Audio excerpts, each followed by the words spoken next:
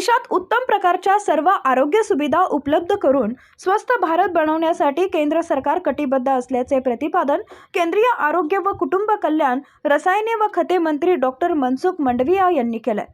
Doctor Vitthalrao Vikhe Patil medical foundation medical college आणि hospital येथे आयोजित cancer centre nuclear medicine centre उद्घाटन समारंभात डॉक्टर मंडविया बोलत होते. यावेळी डॉक्टर मंडविया यांच्या हस्ते राळेगण सिद्धी येथे प्राथमिक आरोग्य केंद्राचा पायाभरणी व पडेगाव येथे नव्याने उभारण्यात आलेल्या प्राथमिक आरोग्य केंद्राचे लोकार्पण दूरदृश्य प्रणालीद्वारे करण्यात आले. या कार्यक्रमाला राळेगण सिद्धी येथून दूरदृश्य प्रणालीद्वारे ज्येष्ठ समाजसेवक पद्मभूषण अण्णा हजारे तर कार्यक्रमस्थळी खासदार डॉक्टर सुजय विखे पाटील, आमदार मोनिकाताई राजळे, आमदार संग्राम जगताप, माजी आमदार शिवाजीराव कर्डिले, जिल्हाधिकारी डॉक्टर राजेंद्र भोसले, प्रवरा अभिमत विद्यापीठाचे कुलपती डॉक्टर राजेंद्र पाटील, डॉक्टर विखे पाटील फाउंडेशनचे विश्वस्त वसंत कापरे आदी मान्यवर यावेळी उपस्थित होते. पंतप्रधान नरेंद्र मोदी यांच्या नेतृत्वाखाली देश अनेक क्षेत्रात प्रगती करत असून देशाच्या आरोग्य व्यवस्थेला विकासाशी जोडल्याने देशातील आरोग्य व्यवस्थेत आमूलाग्र बदल होत आहेत. स्वस्थ व सक्षम भारत बनवण्यासाठी सरकार प्रयत्न करत आहे. चांगली जीवनशैली विकसित करण्यासाठी केंद्र सरकारतर्फे देशात 1,25,000 वेलनेस सेंटर उभारण्यात आले असून येत्या काळात 25,000 वेलनेस सेंटर निर्माण करण्यात येणार आहेत. देशात मेडिकल टुरिझम हब बनवण्याच्या दृष्टीने प्रयत्न करणार असून वैद्यकीय शिक्षणासाठी विद्यार्थ्यांच्या जागा सुद्धा वाढवण्यात येतील. आत्मनिर्भर भारत या संकल्पनेत संशोधनाच्या माध्यमातून देशातील नवयुवकांना विविध क्षेत्रात संधी उपलब्ध करून देण्यात येत आहे. देशातील गरीब व्यक्ती व शेतकरी यांच्या कल्याणासाठी तसेच उद्योग क्षेत्राचा विकास या 3 प्रमुख गोष्टींवर सरकारने लक्ष केंद्रित केलं आहे, असं केंद्रीय आरोग्य मंत्री डॉक्टर मनसुख मंडविया म्हणाले आहेत. कभी आगे नहीं बढ़ सकते हैं. जिस देश के नागरिक स्वस्थ होंगे, जिस देश की समाज सोसाइटी स्वस्थ होगी, स्वस्थ समाज ही आदर्श राष्ट्र का निर्माण कर सकते हैं. मोदी जी ने हेल्थ को डेवलपमेंट के साथ जोड़ा. देश की आजादी के बाद देश में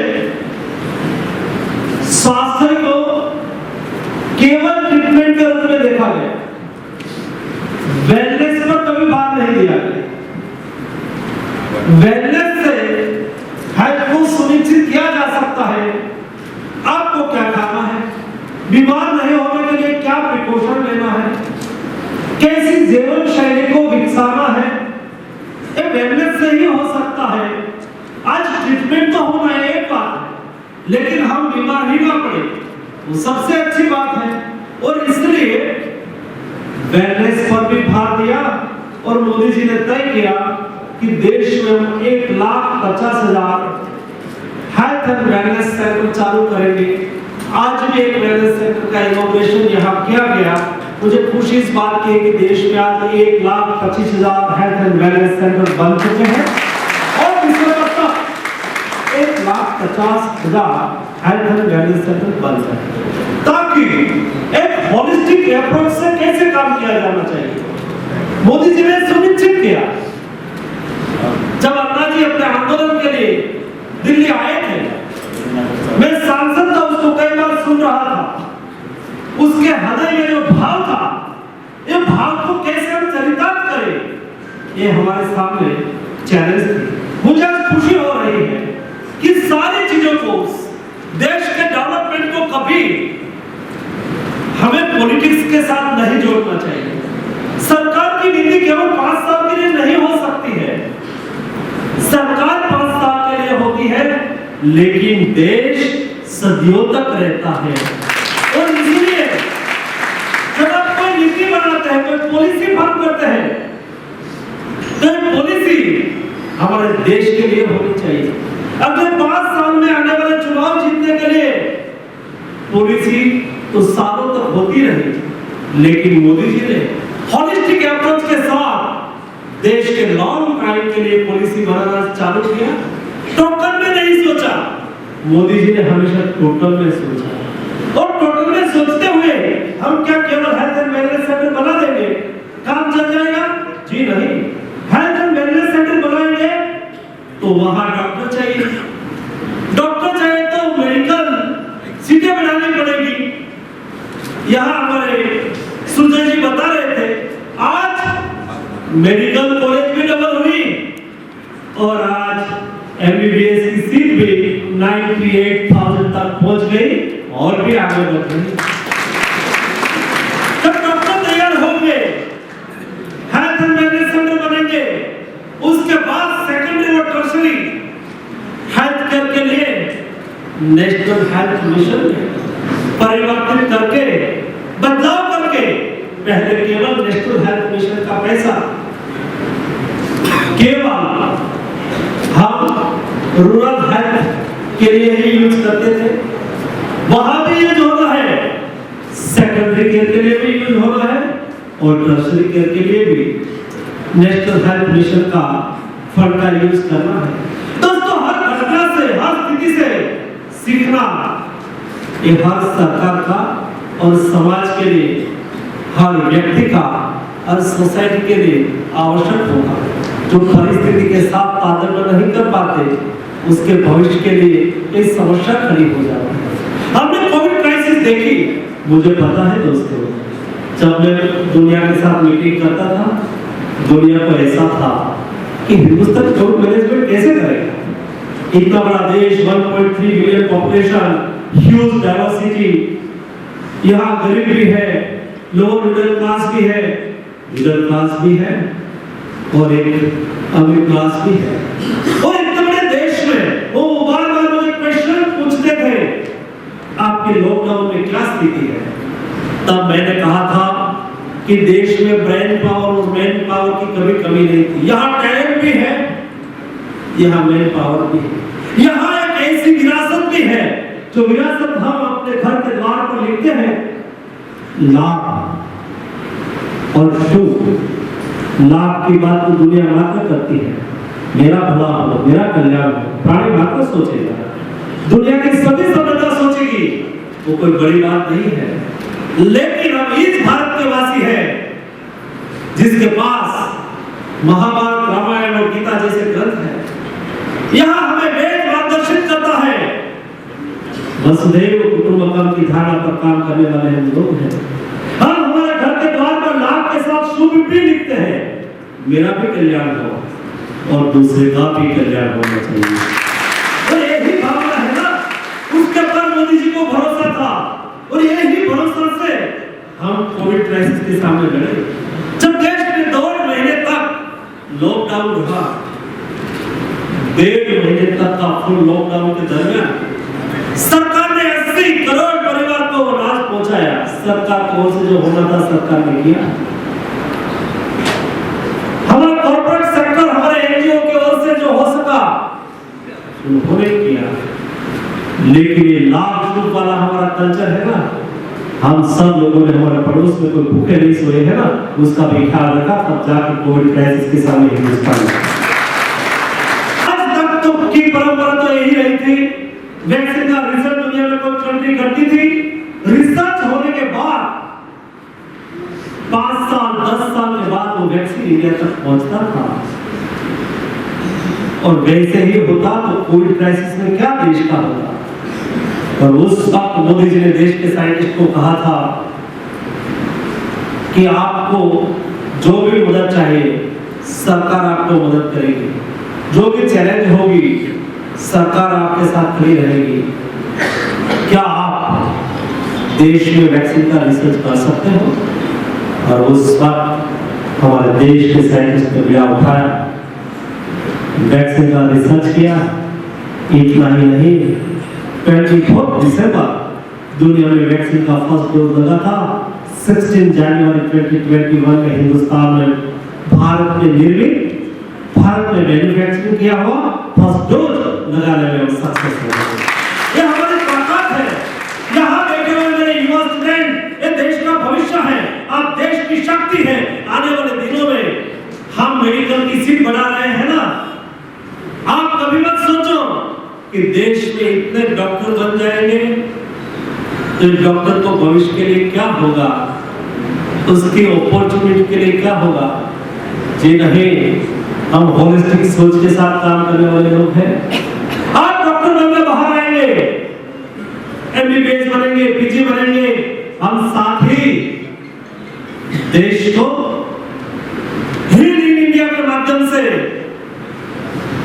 दुनिया में हिंदुस्तान को मेडिकल टूरिज्म का हब बनाने की दिशा में आगे बढ़ चुके हैं। दुनिया के लोग आए, हिंदुस्तान में आए, यहाँ स्वस्थ होके दुनिया में अपने कंट्री में वापस जाए, उसके लिए कौन सी पॉलिसी बनानी चाहिए, क्या उसको दिक्कत हो रही है, उसको सिनर्जी क्रिएट करने के लिए क्या करना चाहिए, एक होलिस्टिक अप्रोच के साथ ही इंडिया का कंसेप्ट भारत सरकार ने तैयार किया है। इतना ही नहीं, दुनिया हिंदुस्तान में आके स्वस्थ हो, लेकिन हमारे डॉक्टर, हमारे नर्सेस, हमारे फार्मासिस्ट, हमारे फिजियोथेरापिस्ट, हमारे पैरामेडिक स्टाफ, उसको दुनिया में हेल्थ सेक्टर में अपॉर्चुनिटी मिले, उसके लिए भारत सरकार ने एक रोड मैप तैयार किया है और ये रोड मैप है हील बाय इंडिया। हम दुनिया को स्वस्थ करेंगे अपनी कंट्री में जाके। दुनिया में एक विशाल हमारे देश के यूथ के लिए अपॉर्चुनिटी ओपन हो, उसके लिए country to country, country to company, country to hospital, hospital to hospital एक बहुत बड़ा एमओयू की रेंज पार्टनरशिप हम सुनिश्चित करने की दिशा में आगे बढ़ चुके हैं, ताकि भविष्य में हमारे देश के यूथ को अपने भविष्य को कोई अंधकार की स्थिति में देखने की नौबत न आए। दोस्तों, देश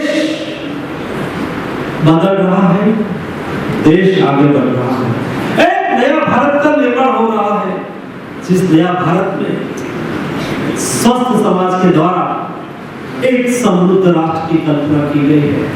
और आपने 15 अगस्त को देखा होगा, सामान्यतः 26 जनवरी के दिन कर्तव्य पथ पर परेड होती है, उसमें देश की शक्ति को प्रदर्शित की जाती है। लेकिन पहली बार जब 15 अगस्त देश आजादी का अमृत महोत्सव मना रहे थे, हम सब लोग अपने घर में, मोहल्ले में, गली में तिरंगा झंडा फहरा रहे थे। उस वक्त नरेंद्र मोदी जी ने रेड फोर्ट पर तिरंगे को सलामी देने के बाद देश के 3 हेलीकॉप्टर ने भी तिरंगे झंडे को सलामी दी थी। दोस्तों, 3 हेलीकॉप्टर नहीं थे, एक देश की रक्षा शक्ति का प्रतीक था। एक केवल रक्षा शक्ति का प्रतीक ही नहीं था दोस्तों, आत्मनिर्भर भारत का एक प्रतिबिंब था। ये भारत में विकसित हेलीकॉप्टर थे, आयुध से सज्ज हेलीकॉप्टर थे। हम आत्मनिर्भरता की ओर आगे बढ़ रहे हैं। हम देश में हमारे आवश्यक चीजें, आवश्यक जरूरियातें पर हमें किसी दुनिया पर आधार रखना पड़े, हम देश में ही उसको निर्मित करें, हमारे देश में शक्तियों का हम प्रयोग करें, इस्तेमाल करें, हमारे युवाओं की टैलेंट को हम पहचान के स्टार्टअप और स्टैंड अप के माध्यम से उसको अवसर दें। और मैं देख रहा हूं, आज दुनिया की कोई भी कंट्री में जाओ, देश के विश्व की कोई भी रिसर्च इंस्टीट्यूट में जाके आओ, 10 में से 3 रिसर्च फेलो इंडियन है। और नासा में जाके आओ, 10 में से 3 साइंटिस्ट इंडियन है। ये इंडिया की शक्ति है दोस्तों, इस शक्ति को सैल्यूट करना मोदी जी ने चाहा, उसको पहचान कर उसको अवसर देना। आत्मनिर्भर भारत के माध्यम से आज मेरा कोई युवा इनोवेशन करेगा, रिसर्च करेगा, रिसर्च पॉलिसी के माध्यम से हमारे यूथ को रिसर्च को प्रोत्साहित करना देश में चालू हो चुका है।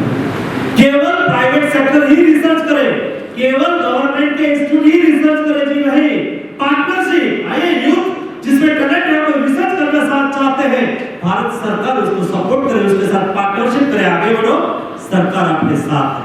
और ऐसा जरूरी नहीं है रिसर्च होता है, आप रिसर्च करते हैं तो 10 में से 1 रिसर्च सक्सेस होता है, बाकी रिसर्च सक्सेस नहीं होता है तो क्या हुआ, उसको अवसर ना दे, हमें अवसर देना है। ये दिशा में रिसर्च पॉलिसी होलिस्टिक अप्रोच के साथ हमने चालू किया। देश में और government is pro farmers but industries friendly government, देश में गरीबों का कल्याण हो, किसानों का कल्याण हो, लेकिन इंडस्ट्रीज का डेवलपमेंट हो। तीन मंत्र के साथ हमारी सरकार आगे बढ़ रही है। यही स्लोगन, यही विचार आज से 2000 साल पूर्व आचार्य चाणक्य ने कहा था। आचार्य चाणक्य ने उस वक्त कहा था कि कोई राज्य को समृद्ध होना है तो राज्य में रहने वाले महाजनों को राज्याश्रय देना चाहिए। महाजनों को राज्याश्रय देना मतलब यानी कि व्यापार उद्योग को प्रोत्साहित करना। और आगे कहा कि महाजनों को राज्याश्रय देने से दो फायदा होता है। एक, my self is best politician, it's okay, it's good, but it's meaning is not that my self is best industrialist. ये एक अच्छा राजनीतिज्ञ हो सकता हो, लेकिन उसका मतलब नहीं ये नहीं है मैं एक अच्छा बिजनेसमैन भी हो सकता हूँ, एक अच्छा एंटरप्रेन्योर भी हो सकता हूँ। जिसमें एंटरप्रेन्योरशिप की स्किल है, ट्रेड की स्किल है, उसको प्रोत्साहित करने से संपत्ति का सृजन होगा। संपत्ति का सृजन कौन करेगा? वेल्थ क्रिएटर करेगा। उसको प्रोत्साहित करने से दो फायदा, वो रोजगार भी देगा और भारत की सरकार की तिजोरी में टैक्स भी देगा। तब जाके आप गरीब और किसान का कल्याण कर पाएंगे। ये 2000 साल पहले आचार्य चाणक्य ने कहा था, वही मंत्र लेके आज मोदी जी के नेतृत्व में दोस्तों सरकार चल रही है। और आने वाले दिनों में देश में एक बेस्ट हेल्थ इंफ्रास्ट्रक्चर के माध्यम से स्वस्थ भारत बना के एक समृद्ध राष्ट्र की दिशा में हम आगे बढ़ रहे हैं।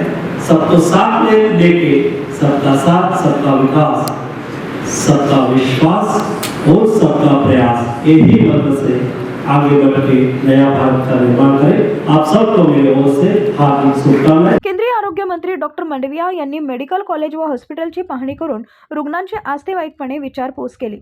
अहमदनगर जिल्ह्यात नागरिकांना आरोग्य सुविधा उपलब्ध करून दिल्या जात आहेत। उत्तर महाराष्ट्रात पहिलेच न्यूक्लिअर मेडिसिन सेंटर, पेट स्कॅन सेंटर अहमदनगर येथे उभारण्यात आले।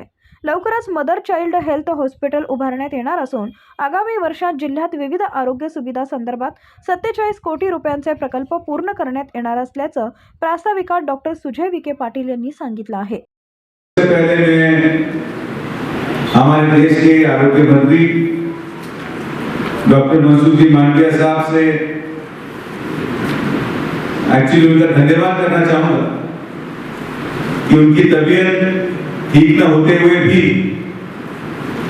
उन्होंने आज इस अहमदनगर के एक ग्रामीण हॉस्पिटल में जो सेंटर हमने यहाँ बनाया है उसका इनॉग्रेशन उन्होंने किया और अपना कीमती वक्त निकाल के आज वो अहमदनगर आए। तो मैं अहमदनगर वासियों की तरफ से उनका सबसे पहले यहाँ पर स्वागत करता हूँ और शुक्रिया अदा करता हूँ। आदरणीय मनसुख जी के नेतृत्व में, माननीय प्रधानमंत्री नरेंद्र मोदी के नेतृत्व में जो कैबिनेट मिनिस्टर के तौर पर आरोग्य विभाग मनसुख जी संभाल रहे हैं, ये हम सबके लिए एक अभिमान का बात है, गर्व की बात है कि इनके नेतृत्व में आज देश कोविड के तीसरे चौथे वेव को भूल के देश में हम 90% वैक्सीनेशन अचीव कर चुके हैं और इस कोविड के खिलाफ संघर्ष करते हुए, रात दिन काम करते हुए मुझे लगता है कि एक ऐसे हेल्थ मिनिस्टर हमें मिले जिन्होंने इस कोविड की महामारी जिससे पूरा विश्व जूझ रहा है, आदरणीय प्रधानमंत्री नरेंद्र मोदी के नेतृत्व में काम करते हुए इस कोविड के महामारी से निकलने में जो प्रयास आदरणीय मंत्री जी ने किया है, मुझे लगता है एक जोरदार तालियों की गड़गड़ाहट से हम सब आपका शुक्रिया अदा करना चाहेंगे। इस संकट से आपने देश को बचाया। इतना ही नहीं, आज आदरणीय प्रधानमंत्री नरेंद्र मोदी के नेतृत्व में नेशनल रूरल हेल्थ मिशन के तौर पे हमारे नगर जिले में विविध विकास या विकास की गंगा कहिए जो हम काम यहाँ पे कर रहे हैं, केंद्र सरकार की मदद से नगर जिले के विविध भागों में प्राथमिक आरोग्य केंद्र की निर्मित हुई। कुछ प्रोजेक्ट खत्म हुए हैं, कुछ प्रोजेक्ट आज चल रहे हैं और भविष्य में देखिए कुछ प्रोजेक्ट और शुरू होने वाले हैं आपके केंद्र सरकार के माध्यम से कर रहे हैं। और आखिरी में जो सबसे बड़ा प्रोजेक्ट आपके माध्यम से इस साल मंजूर हुआ वो है अहमदनगर शहर में mother and child health hospital, जिसकी शुरुआत ये अगले महीने में हम करने जा रहे हैं। उसका टेंडर फ्लैश हुआ है। करीबन 25 करोड़ रुपए की लागत से अहमदनगर शहर में टोटल मदर और चाइल्ड हेल्थ के विकास के हिसाब से हम यहाँ पे डेवलपमेंट कर रहे हैं। सर अगर आप पूरी कॉस्ट देखेंगे तो आपके माध्यम से आदरणीय प्रधानमंत्री नरेंद्र मोदी के नेतृत्व में नेशनल हेल्थ मिशन के माध्यम से आरोग्य विभाग ने करीब 100 करोड़ रुपए पिछले 2.5 साल में खर्च करके इस अहमदनगर जिले की हेल्थ इंफ्रास्ट्रक्चर की निर्मित की है। वैक्सीनेशन में भी मैं सराहना करना चाहूंगा हमारे कलेक्टर, हमारे सिविल सर्जन, हमारे सारे आरोग्य की स्टाफ जो आपके नेतृत्व में इस नगर जिले में काम कर रही थी। सर करीबन 85% वैक्सीनेशन हम अचीव कर चुके हैं। 67%, 85% फर्स्ट डोज हुआ है, 67% सेकेंड डोज हुआ है और प्रिकॉशनरी डोज 6.72%। क्योंकि आप लोग खुद को सुरक्षित महसूस कर रहे हैं, आदरणीय प्रधानमंत्री जी ने प्रिकॉशनरी डोज या थर्ड डोज भी ऑफर किया है, लेकिन लोग अब जान ही रहे। लेकिन आपके माध्यम से इस अहमदनगर जिले में इस कोविड का जो संघर्ष हम कर पाए हैं, ये इसमें आपका बहुत बड़ा योगदान है। इसे नगर जिला कभी भुला नहीं पाएगा और आप इसी तरीके से इस देश की आरोग्य सेवा ऐसी मजबूत करते रहिए। आपके आरोग्य मंत्री के नेतृत्व में अहमदनगर जिला और देश आगे बढ़ता रहेगा, इस बात को हमें विश्वास है। आज आप जिस कैंसर सेंटर का इनॉग्रेशन करने आए हैं, जिस न्यूक्लियर मेडिसिन सेंटर का इनॉग्रेशन करने आए हैं, इस हॉस्पिटल की संकल्पना एक गांव में जहां पे पानी की कमी है, आज आपको हेलीकॉप्टर में आते हुए बहुत सारा पानी दिखा है। इतना पानी हमने पिछले 50 सालों में नहीं देखा और इसीलिए आपको ऐसा लग रहा होगा कि इस जगह पे बहुत पानी है। सर ये एक ब्रॉड प्रोन एरिया है, पानी की बहुत बड़ी कमी है, लेकिन ऐसे एरिया में गरीब जनता को आरोग्य सेवा मिले, ये संकल्पना हमारे नेता कैलाशवासी बाला साहेब विखे पाटिल जी ने रखी, इस इमारत की नींव रखी और उसको आगे ले जाते हुए आज जो यहाँ पे नहीं आ सके, ऐसे हमारे लीडर महाराष्ट्र के महसूल और इस जिला के गार्जियन मिनिस्टर आदरणीय राधाकृष्ण विखे पाटिल साहब के नेतृत्व में और खड़गे साहब और सुभाष पाटिल जैसे ज्येष्ठ नेता हमारे साथ हैं, उसके माध्यम से हम गरीबों की सेवा इस अस्पताल के माध्यम से देने की कोशिश कर रहे हैं। हमें आपको बताते हुए प्रसन्नता होगी कि जिस पेट स्कैन का आपने इनॉग्रेशन यहाँ पे किया, वो नॉर्दर्न महाराष्ट्र का पहला पेट स्कैन सेंटर है जो यहाँ पे आज आपको शुरुआत करने की कोशिश की। इसके पहले पेट स्कैन करने के लिए सबको पुणे जाना पड़ता था, 25,000 रुपए मिनिमम पेट स्कैन की कॉस्ट होती थी। वो कॉस्ट हम कम करके गरीब लोगों को यहाँ पे ये सुविधा अहमदनगर जिले में देने वाला और उत्तर महाराष्ट्र में देने वाला पहला सेंटर है। इतना ही नहीं, आदरणीय प्रधानमंत्री नरेंद्र मोदी के नेतृत्व में इस हॉस्पिटल में इस उत्तर महाराष्ट्र का पहला ऑर्गन ट्रांसप्लांट हमने शुरू किया।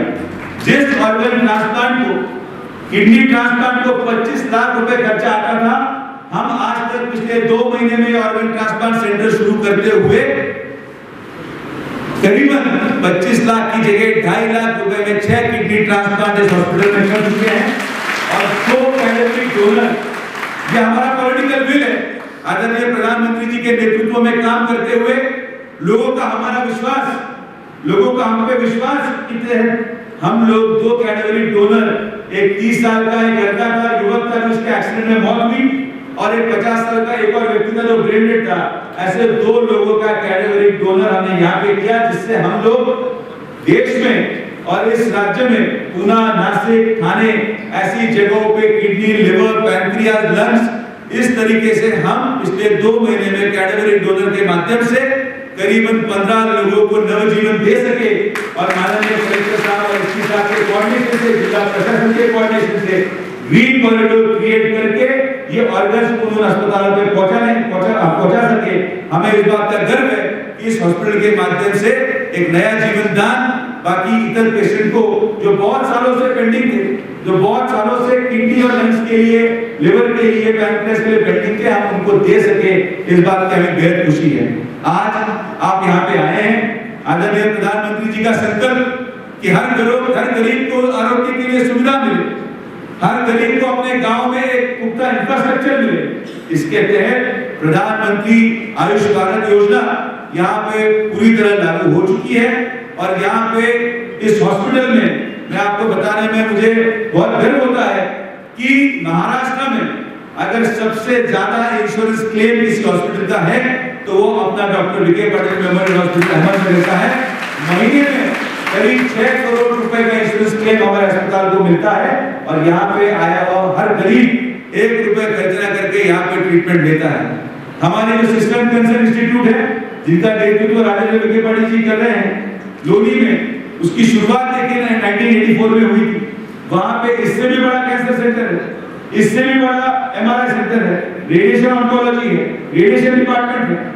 और ये संकल्प बना क्योंकि बाकी सब लोगों ने सिर्फ आपने देखा रहेगा कि शहरों में मेडिकल कॉलेज माने हैं, शहरों में अस्पताल माने हैं, लेकिन ये कैलाशवासी बाबा साहब विखे पाटिल की संकल्पना थी कि मैं जिस मिट्टी में जन्म लिया है, मैं जिस मिट्टी से आया हूं, उस मिट्टी का गोर गरीब इंसान एक अच्छी आरोग्य सुविधा प्राप्त करे। इसके तहत पहला मेडिकल कॉलेज और अस्पताल लोनी में शुरू किया गया और दूसरा अहमदनगर में। हम शहरों में जा सकते थे लेकिन हमने गांव में रहना पसंद किया और गांव में रहते हुए हर इंसान को हम एक अच्छी आरोग्य सुविधा देने का प्रयास आपके नेतृत्व में कर रहे हैं। अंत में मैं आपका तहे दिल से शुक्रिया अदा करना चाहूंगा।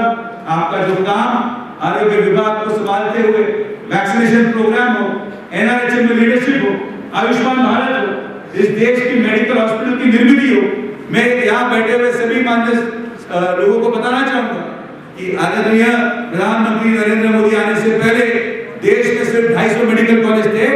आज देश में 650 के करीब नए मेडिकल कॉलेज की शुरुआत की और आज आरोग्य हर गांव में, हर गलियों में पहुंच रहा है।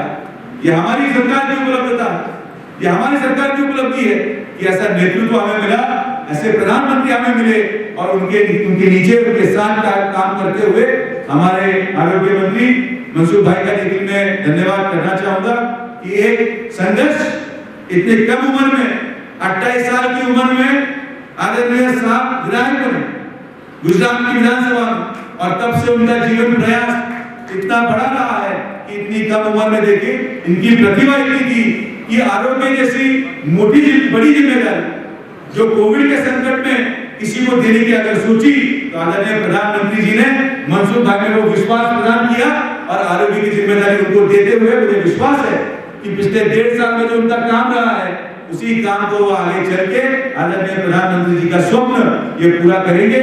इस विश्वास के साथ सर आप हमारे इस ग्रामीण भाग में आए, हम पूरे विखे पाटिल परिवार की तरफ से, हॉस्पिटल की तरफ से, संपूर्ण अहमदनगर जिले की तरफ से आपका स्वागत करते हैं और विश्वास व्यक्त करते हैं कि आपके नेतृत्व में ग्रामीण भाग की सुविधा और मजबूत होगी। इसी आशा के साथ आप सबको देखिए मैं शुक्रिया अदा करना चाहूंगा। कार्यक्रमाला जिल्हा परिषद सदस्य, पदाधिकारी, वैद्यकीय महाविद्यालयाचे विद्यार्थी, कर्मचारी उपस्थित होते। डॉक्टर राजेंद्र विखे पाटील यांनी आभार व्यक्त केले। जिल्ह्यातल्या महत्त्वाच्या बातम्या जाणून घेण्यासाठी आजच आपल्या आवडत्या नगर संघर्ष न्यूज सबस्क्राइब करा व त्या शेजारील बेल आयकॉनला क्लिक करा व इंस्टाग्राम व शेअर चॅटला फॉलो करा।